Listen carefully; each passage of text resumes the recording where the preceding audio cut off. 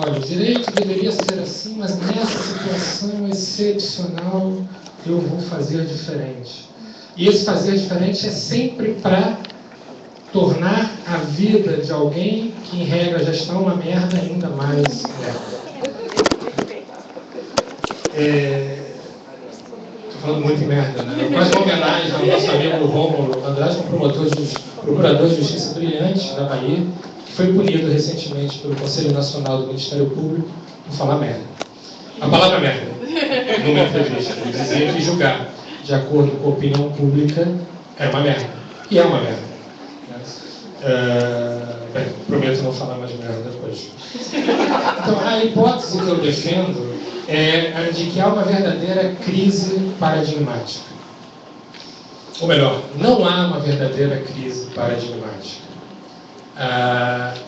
Se a crise é a regra, não há crise.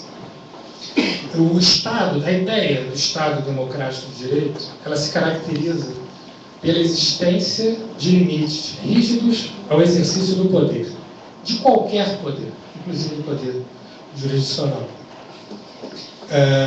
E o principal desses limites era composto pelos direitos fundamentais. Os direitos fundamentais funcionariam como trunfos contra o arbítrio, como trunfos até contra maiorias de ocasião. Mesmo que todo mundo quisesse a pena de morte, há um direito fundamental que funciona como obstáculo ao desejo das maiorias. Lembrando sempre que as maiorias de ocasião são facilmente forjadas. Os meios de comunicação de massa, em regra, trabalham isso muito bem. Transformam heróis em bandidos, bandidos em heróis, e por aí vai. Então, essa ideia de um Estado caracterizado pela existência de limites ao exercício do poder, hoje não dá conta de explicar como o atual Estado, em todo o mundo, não é só no Brasil, funciona.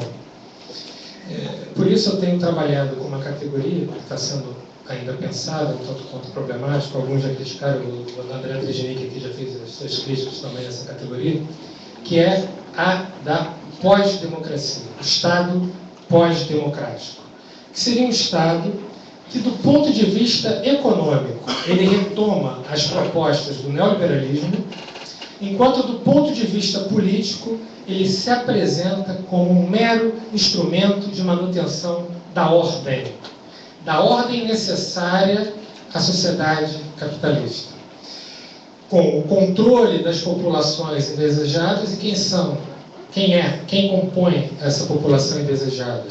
Aqueles que não interessam à sociedade de consumo, ou porque não produzem, não têm capacidade de produção, ou porque não têm poder de consumo, não têm capacidade de consumir. O que fazer com essa multidão de não consumidores? Você utiliza o direito penal. Você controla essas populações indesejadas através do direito penal. Sempre essas medidas desse Estado voltado à manutenção da ordem, essas medidas visam a ampliação ou a permanência das condições de acumulação do capital e a geração cada vez maior de lucros para poucos. Então, eu confesso que eu não estou muito certo ainda dessa expressão, pós-democracia.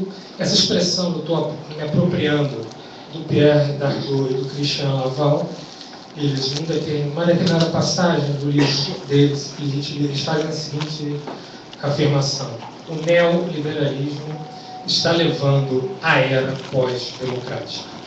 Então, eu estou me apropriando dessa ideia de uma era pós-democrática, entendida como uma era na qual se apostava na participação popular na tomada das decisões, efetiva participação popular na tomada das decisões, e também na necessidade de concretização dos direitos fundamentais.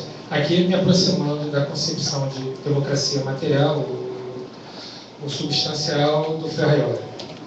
Então, essa ideia de democracia hoje não dá mais conta. Então, a era pós-democrática exige um Estado pós-democrático. E, de fato, esse Estado pós-democrático é aquele compatível com o neoliberalismo. Por quê? Porque o neoliberalismo transforma tudo em mercado livre. Tudo, inclusive as mentalidades. Na verdade, esse ultraliberalismo econômico, ele necessita de um Estado penal cada vez mais forte, de uma estrutura estatal voltada a quê? A consecução dos fins desejados pelos detentores do poder político e do poder econômico. E mais do que isso, no Estado pós-democrático, há quase uma identidade entre os detentores do poder político e do poder econômico. Se nós pensarmos que o Estado moderno surge dessa separação do poder político, separado do poder econômico, esse Estado pós-democrático é, em determinada medida, uma regressão pós-moderna. E que fins são esses, visados pelos detentores do poder político e do poder econômico? São os fins que levam à exclusão social de grande parcela da sociedade, que levam ao aumento da violência, não só da violência vulgar, da violência física, mas, sobretudo, da violência estrutural. O que é a violência estrutural ou sistêmica? É a violência que advém do próprio exercício regular do Estado, do próprio funcionamento normal do Estado, desse Estado pós-democrático. Esse Estado pós-democrático aposta, ao mesmo tempo, nos dois otimismos imbecilizantes que serviram à domesticação da população, tanto do campo capitalista, quanto do campo do chamado socialismo real. No campo capitalista, aquele otimismo da ideologia do êxito. Em sua versão mais vulgar, é meritocracia. Como é que funciona esse otimismo? Mais ou menos assim. Você vira para a pessoa e diz, fica tranquila. Pode ficar tranquila, não precisa se rebelar, não precisa ficar nervosa. Se você merecer, você vai conseguir tudo aquilo que você quer. Teus sonhos vão ser realizados. American Dream. Né? Teus sonhos vão ser realizados. E qual é o outro otimismo imbecilizante? É o otimismo do Estado total. Aquele otimismo lá da União das Repúblicas Socialistas Soviéticas. Como é que funciona isso? Fique tranquilo que o Estado, por ser total, ele sabe tudo, ele sabe o que é melhor para você. Então, esse Estado que sabe tudo, sabe o que é melhor para você, vai tomar as atitudes necessárias, mesmo que para isso eu precise restringir os teus desejos, restringir os teus sonhos, vai tomar as atitudes necessárias para você ficar bem. O Estado pós-democrático une esses dois otimismos. Então, ele funciona sendo extremamente omisso no jogo predatório econômico, ultraliberalismo, neoliberalismo, extremamente omisso em regular o jogo predatório econômico, e, ao mesmo tempo, ele defende um agigantamento do Estado penal. Ele investe, em especial, na repressão, que é sempre seletiva e politicamente direcionada àqueles indesejáveis. No Brasil isso cai muito bem, porque o Brasil ele consegue conviver com coisas que são incompatíveis. Né? No Brasil, por exemplo, o liberalismo convivia tranquilamente, sem nenhum pudor, com a escravidão. Conviveu por vários anos. O Estado pós-democrático é uma nova espécie de um Estado liberal autoritário. Né? Ele é liberal do ponto de vista econômico, vale tudo, e é extremamente autoritário do ponto de vista político. Isso sem qualquer compromisso com a concretização de direitos fundamentais. Então, quando a gente fala no Estado pós-democrático, o democrático ali está só para explicitar que não é mais disso que se trata, não é mais da concretização dos direitos fundamentais que se trata. Então, tentando aqui fechar, já caminhando para o fim. Na pós-democracia, não existe limite ao exercício do poder. Os direitos e garantias fundamentais são vistos como mercadorias. Mercadorias que podem ser úteis para determinadas situações e podem ser obstáculos à eficiência do Estado ou do próprio mercado em outras situações. Como mercadoria, esses direitos fundamentais eles podem ser usados, gozados e descartados. A própria representação política, a ideia de democracia representativa, que é a base dessa concepção formal de democracia, ela é abandonada. Ela não precisa ser respeitada. Por quê? Porque desaparecem os limites éticos e legais para os afastamentos dos governantes democraticamente eleitos. O fato da pessoa ter sido eleita pouco importa. E pouco importa que a pessoa seja de direita ou de esquerda. A lógica em todo mundo é essa.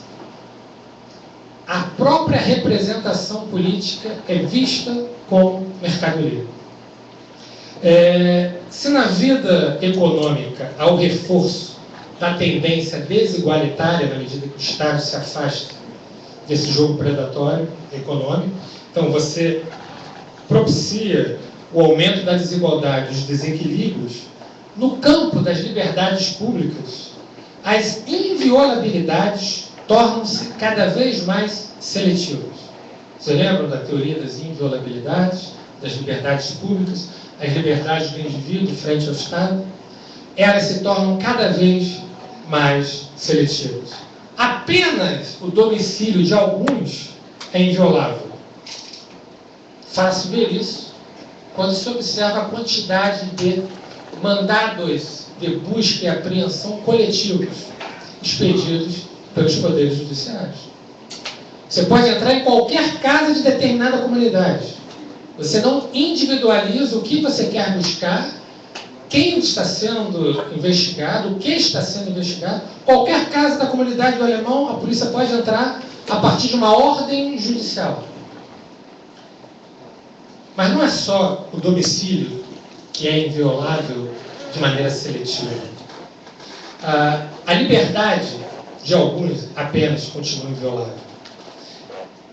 Basta pensar na quantidade de prisões ilegais, desproporcionais, desnecessárias, nas conduções coercitivas que estão sendo determinadas, sem que estejam presentes os requisitos legais para a medida, para se perceber isso. Apenas a intimidade de alguns é inviolável. Todo mundo tomou conhecimento do vazamento seletivo do conteúdo de interceptações telefônicas. Um vazamento seletivo em nome do, abre aspas, interesse público, fecha aspas. E em nome do, abre aspas, interesse público, fecha aspas, o Brasil inteiro soube, por exemplo, que a mulher do filho de um investigado estava traindo ele com um amigo. É um absurdo. Né? Apenas a integridade física de alguns é inviolável. Basta pensar nas agressões visíveis à parcela da população. Apenas a liberdade de expressão de alguns é inviolável. Como sabem todos aqueles que já foram perseguidos por motivação ideológica e processados pelo que eles dizem. Poderia ficar falando aqui das várias inviolabilidades que são violadas a partir da concepção da inviolabilidade como mercadoria, e mercadoria que cabe só a alguns. Agora falar um pouquinho do Poder Judiciário, né, que é cortar na pele. O Poder Judiciário, na pós-democracia, deixa de ser o garantidor dos direitos fundamentais. Função que ele deveria exercer mesmo contra já chamadas aqui, já faladas, maiorias de ocasião. Então ele deixa de ser o garante de direitos para assumir uma função política, a outra também era política, mas uma outra função política de regulador das expectativas dos consumidores. Então, não é mais garante de direitos fundamentais, é uma agência reguladora de expectativas dos consumidores.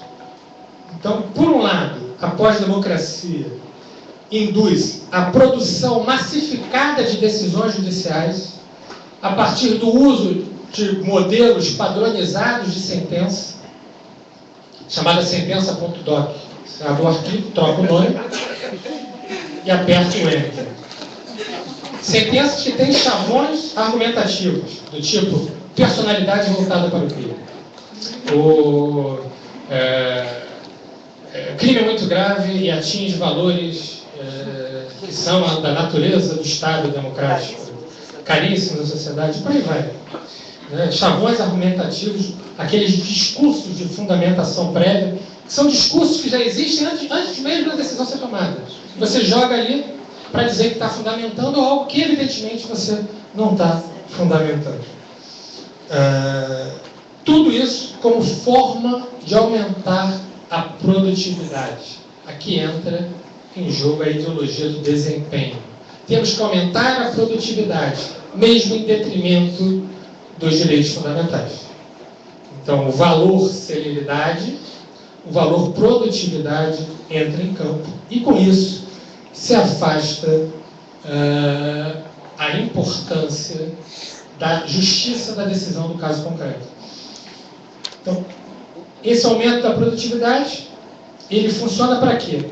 Para agradar parcela dos consumidores, para exercer o controle social da população, mais uma vez para facilitar a acumulação e a proteção do mercado.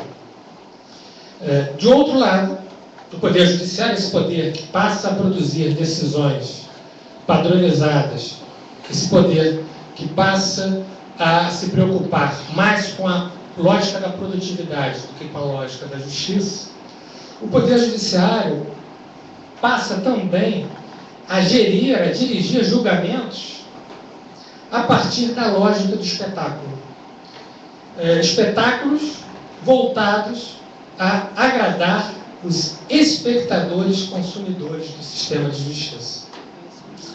Tanto na hipótese dessa produção massificada, em que não há espaço, como eu disse, para controles finos acerca da justeza, da justiça das decisões, quanto na dos processos de espetáculos, em que o importante é agradar o espectador, em que o desejo de democracia, o desejo de respeito aos direitos fundamentais é substituído pelo desejo de audiência, para utilizar uma expressão aqui da minha querida Márcia Tiburi.